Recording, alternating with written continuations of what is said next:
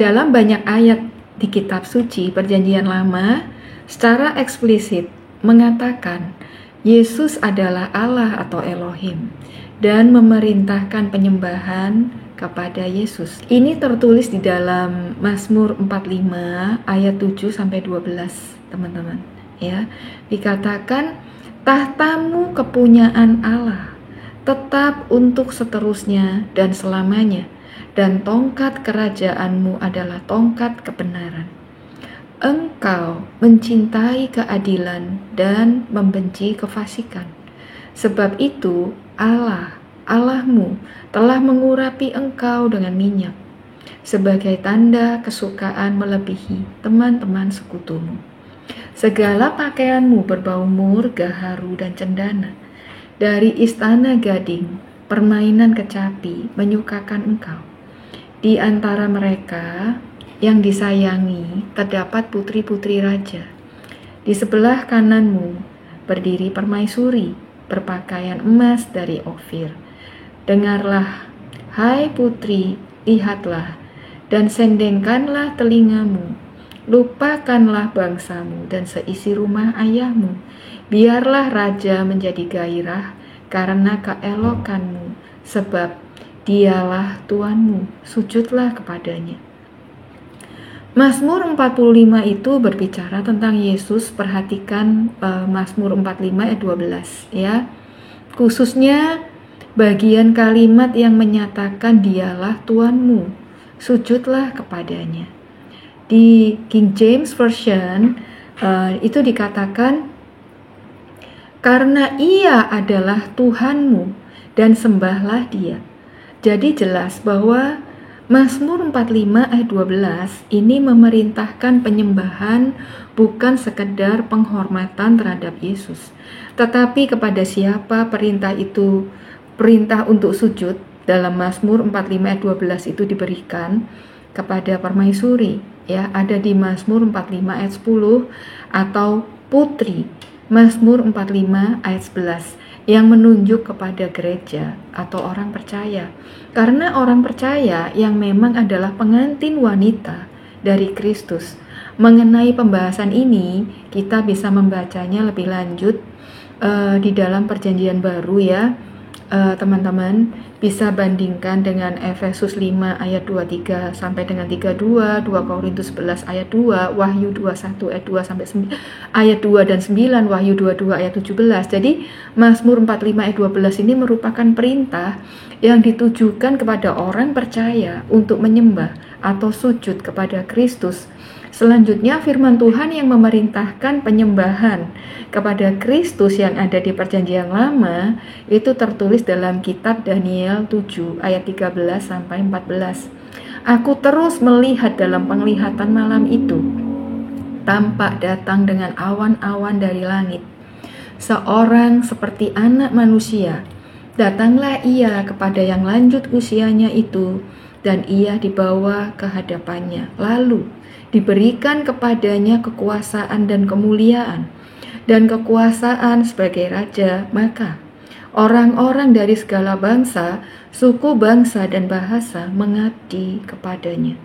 Kekuasaannya ialah kekuasaan yang kekal, yang tidak akan lenyap, dan kerajaannya ialah kerajaan yang tidak akan musnah. Tentang seorang seperti anak manusia yang tadi ada di ayat 13a itu tidak diragukan bahwa itu menunjuk kepada Kristus. Kata seperti digunakan karena kitab suci yang menubuatkan penyembahan kepada Yesus ini ada pada zaman Perjanjian Lama, di mana kemanusiaan Yesus itu belum ada. Yesus belum berinkarnasi sebagai manusia. Mengenai kalimat yang menyatakan diberikan ya kepadanya kekuasaan dan kemuliaan dan kekuasaan, ini tidak berkenaan dengan Kristus sebagai Allah atau Elohim, tetapi Kristus sebagai pengantara, sebagai manusia. Ingat ya, kita percaya bahwa Yesus mempunyai dua natur, yaitu natur manusia dan natur Elohim. Ini bagian yang menyatakan bahwa semua orang akan mengabdi. Itu di NIV ya, dikatakan menyembah atau worship. King James Version dia menggunakan serve, artinya melayani atau beribadah kepadanya. Itu ada di ayat 14b ya. Ini membuktikan bahwa Kristus itu betul-betul adalah Allah atau Elohim. Selanjutnya di Mazmur 2 ayat 11 sampai 12a teman-teman. Dikatakan beribadahlah kepada Yahweh dengan takut dan ciumlah kakinya dengan gemetar, supaya ia jangan murka dan kamu binasa di jalan, sebab mudah sekali murkanya menyala. Kitab Suci Indonesia itu ada salah terjemahan ya, khususnya kata kaki. Seharusnya adalah anak, yang jelas menunjuk kepada Yesus. King James Version ya, dia mengatakan layanilah, beribadahlah kepada Tuhan dengan takut dan bersukacitalah dengan gemetar. Ciumlah anak supaya ia jangan marah dan kamu binasa dari jalan pada waktu murkanya dinyalakan sedikit saja. Untuk NIV teman-teman, dikatakan seperti ini. Layanilah, beribadahlah kepada Yahweh dengan takut dan bersukacitalah dengan gemetar. Ciumlah anak supaya ia jangan marah dan kamu dibinasakan, dihancurkan di jalanmu, karena murkanya bisa menyala dalam sekejap. Untuk NASB dikatakan seperti ini teman-teman. Beribadahlah, sembahlah Yahweh dengan hormat, takut, dan bersukacitalah dengan gemetar. Sembahlah, hormatilah anak, supaya ia jangan marah dan kamu binasa di jalan, karena murkanya bisa menyala dengan cepat. Ya, mengapa kitab suci King James Version dan NIV menerjemahkan ciumlah atau kiss, tetapi NASB menerjemahkan do homage, ya, yang artinya sembahlah atau hormatilah. Ternyata kata cium ini berhubungan dengan penyembahan ya. Dan ini terlihat sebenarnya di dalam beberapa ayat ada di Hosea 13 ayat 2. Sekarang pun mereka terus berdosa dan membuat baginya patung tuangan dari perak dan berhala-berhala sesuai dengan kecakapan mereka. Semuanya itu buatan tukang-tukang. Persembahkanlah korban kepadanya. Kata mereka, baiklah, manusia mencium anak-anak lembu. Juga di dalam 1 Raja-Raja 19 ayat 18, tetapi aku akan meninggalkan 7.000 orang di Israel yang tidak sujud menyembah Baal dan yang mulutnya tidak mencium dia. Selanjutnya di dalam Ayub 31 ayat 26-28, jikalau aku pernah memandang matahari ketika ia bersinar dan bulan yang beredar dengan indahnya, sehingga diam-diam hatiku terpikat dan menyampaikan kecupan tangan kepadanya, maka hal itu juga menjadi kejahatan yang patut dihukum oleh hakim.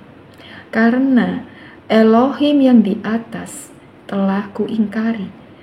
Kata Ibrani yang diterjemahkan mencium dalam Ayub 31 ayat 27, 1 Raja-Raja 19 ayat 18, Hosea 13 ayat 2, dan Mazmur 2 ayat 11 berasal dari kata dasar Ibrani yang sama, yaitu nasak, yang memang berarti kiss atau mencium. Jadi kalau dalam Mazmur 2 ayat 12 itu diperintahkan supaya kita mencium anak atau Yesus, itu berarti bahwa kita diperintahkan untuk menyembah Dia. Jelas bahwa kitab suci memerintahkan penyembahan terhadap Yesus, dan itu menunjukkan bahwa Yesus memang adalah Allah atau Elohim.